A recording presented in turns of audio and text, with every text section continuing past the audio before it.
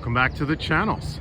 My name is Thomas Fletcher and I'm the host of both the LCSW network and the Military Social Work Network. If you're new to both of my channels, please do me a favor by smashing that like button, by subscribing to the channels, and by sharing this video with your social work colleagues and friends.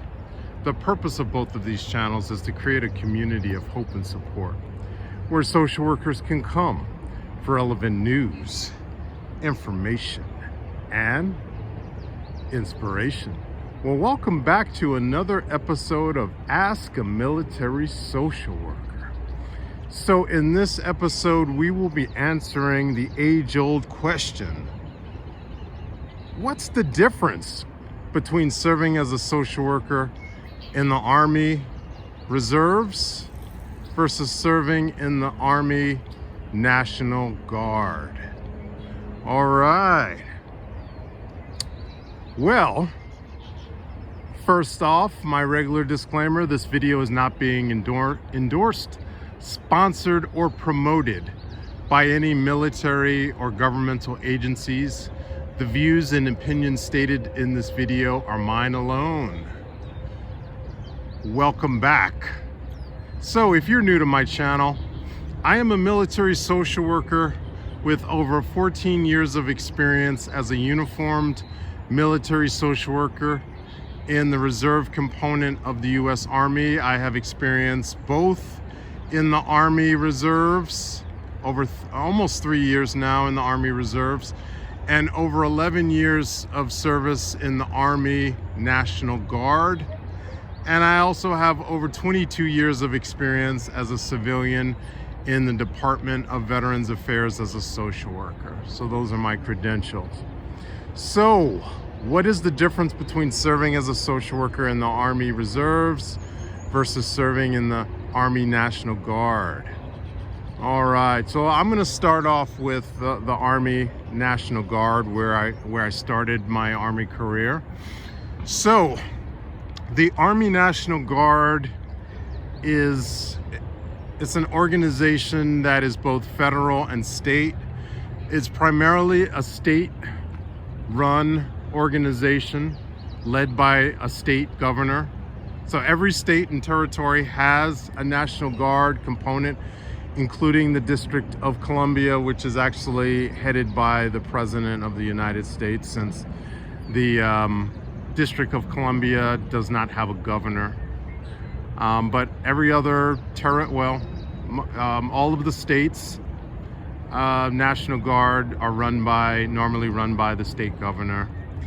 And Puerto Rico, which is an American territory, they have a National Guard, which is run by their governor.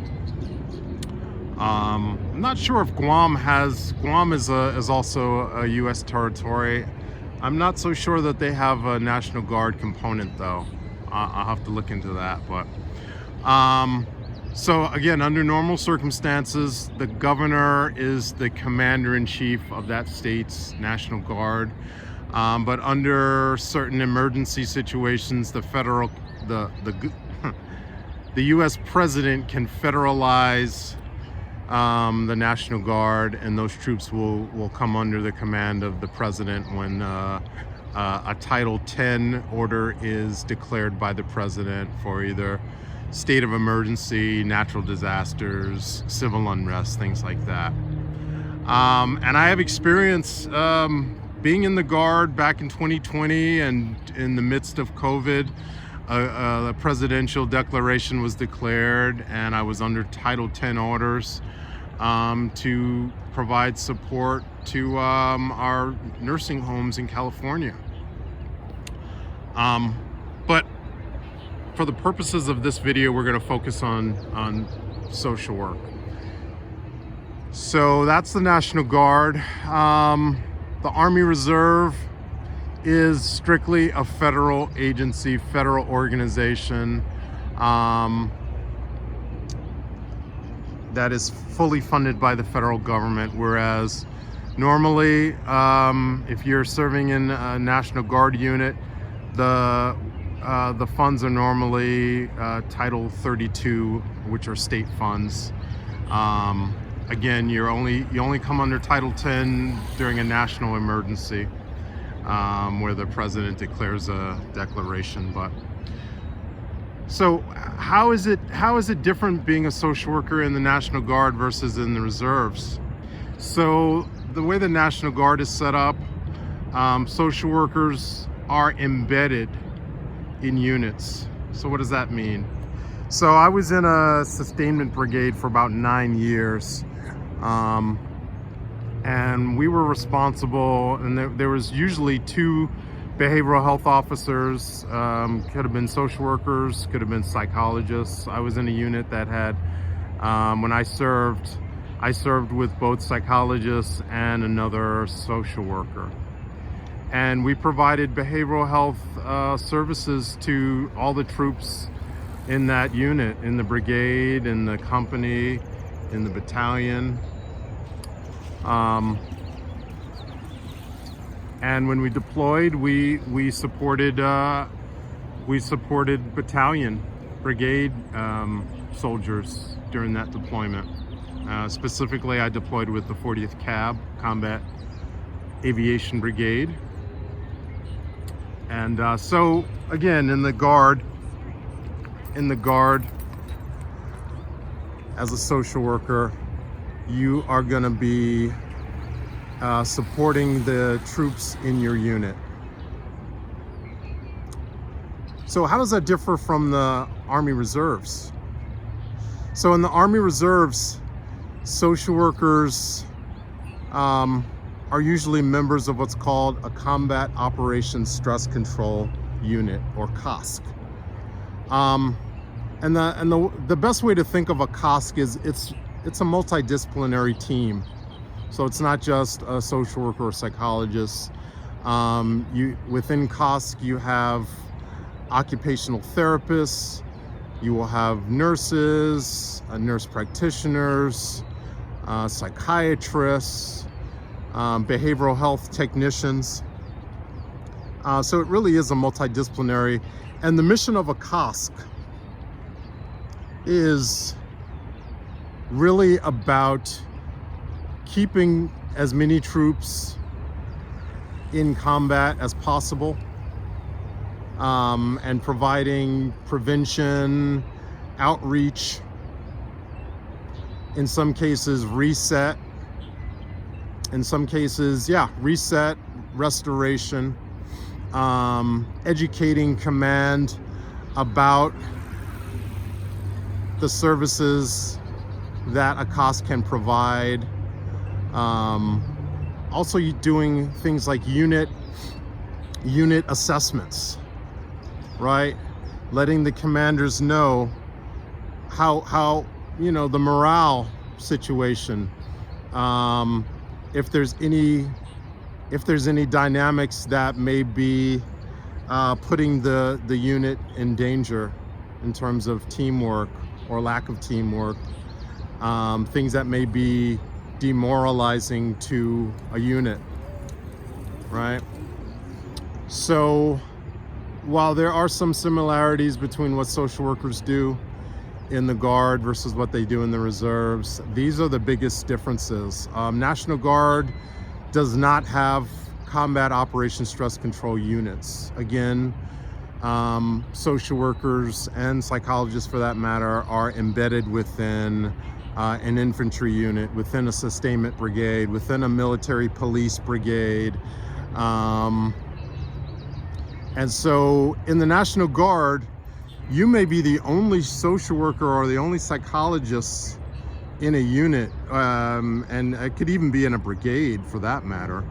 At a division level, well, you wouldn't necessarily be a surgeon for a brigade. That would usually be a medical doctor. But in the National Guard, you are embedded within a unit, and you're providing and actually you are supervising. In many cases, you may be supervising in the Guard, you may be supervising several 68 x-rays behavioral health techs or specialists. And they may be doing a lot of triage, they may be doing a lot of assessments, and you're supervising their work. But in the reserves, you're working in an interdisciplinary team, otherwise known as a combat operations stress control unit, with other social workers, psychologists, occupational therapists, nurses, psychiatrists. And you're doing a lot more than just treating mental illness, or you may be doing classes. Didn't talk about this. Oftentimes when a COSC is deployed, the members of a COSC will be providing classes like sleep management, anger management, classes about emotional intelligence and communication skills and improving work relationships, right? So those are some of the main differences. Again, in summary, the main differences are the National Guard does not have combat operations stress control units, whereas the Army Reserve has the combat operations stress control units. Within the National Guard, if you're a social worker, you're going to be embedded in any number of infantry, military police, sustainment brigades, whereas in the Army Reserves, you are not going to be embedded in those type of units. You're going to be part of what's called combat operations stress control units to support whatever unit is in deployment, you know. So as a COSC, you may be supporting sustainment brigade, you may be supporting, and actually as a COSC, you could be supporting multiple units, and that's really true. Whereas in the reserve, in the Army National Guard, as a social worker, you're going to be responsible for predominantly the soldiers in your brigade, company, battalion, things like that. But in the COSC, you could be supporting soldiers from multiple brigades, multiple battalions, multiple companies. All right. If I missed anything, guys, if I got anything wrong, please let me know in the comments. But again, I'm sharing from my experiences in both the Army Reserves as well as in the Army National Guard. So I'm going to stop right here, but I want to thank you all for watching this video. For all the social workers and other licensed mental health professionals, thank you for the work that you do every day. For your clients, for your agency, and for the profession. Please continue to support each other and yourselves. Bye for now.